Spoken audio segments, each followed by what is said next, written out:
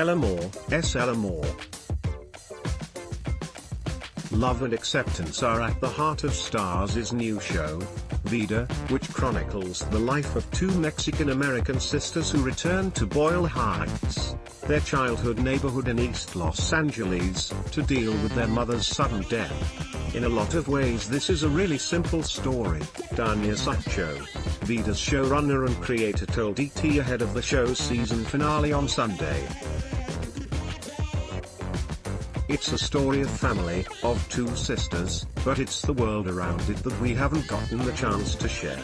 The groundbreaking, 6-episode series has received positive reviews since it premiered in May, as fans and critics have praised the writers for highlighting authentic Latin voices and experiences that historically have not been represented on the small screen.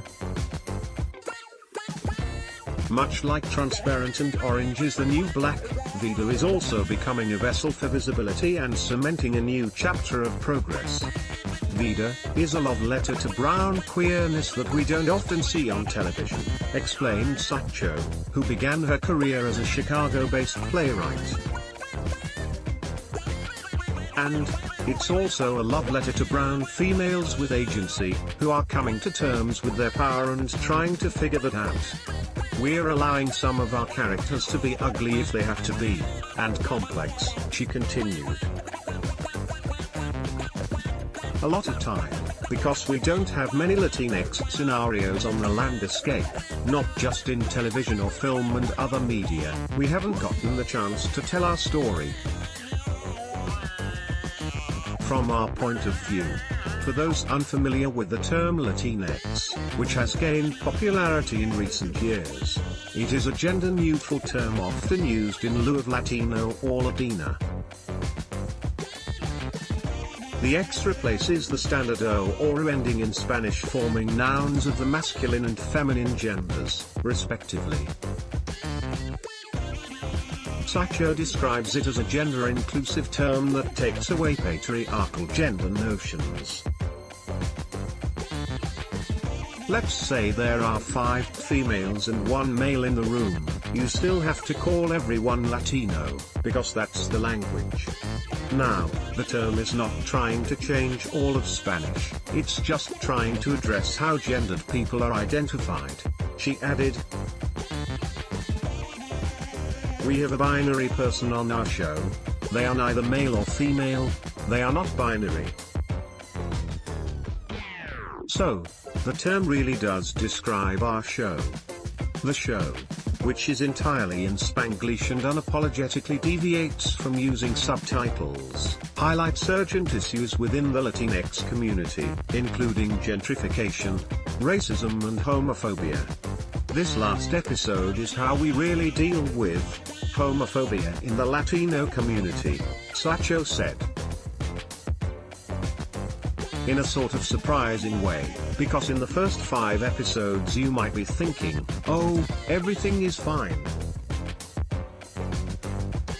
This neighborhood completely embraces Latino queerness, but then you realize that those are pockets of safe havens, because outside of that in our traditional Maquista culture, and we can't deny that it's a reality, queers might not be safe. My writer's room was mostly queer last year and this was by design, she continued. The season finale was a huge conversation. If we get a second season we will be dealing with the repercussions of that final act. Saracho, who previously worked with Shonda Rhimes as a writer on How to Get Away with Murder, joins a small elite group of Latina showrunners in Hollywood. The Latinos in this industry are really supportive and stick together, she said.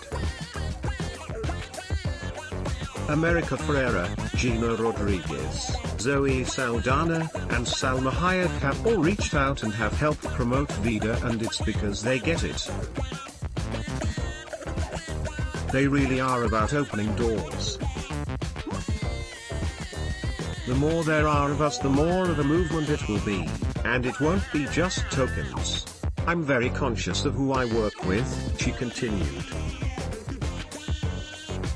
Because I want to develop and nurture my writers so they can have their own shows, take on whatever is next for them. Opening those doors is my legacy, she said. I feel like I just arrived. Vida stars Michelle Prada, Melissa Barrera, Sarah Anzo Taki, Chelsea Rendon, Carlos Miranda and Maria Elena Lass.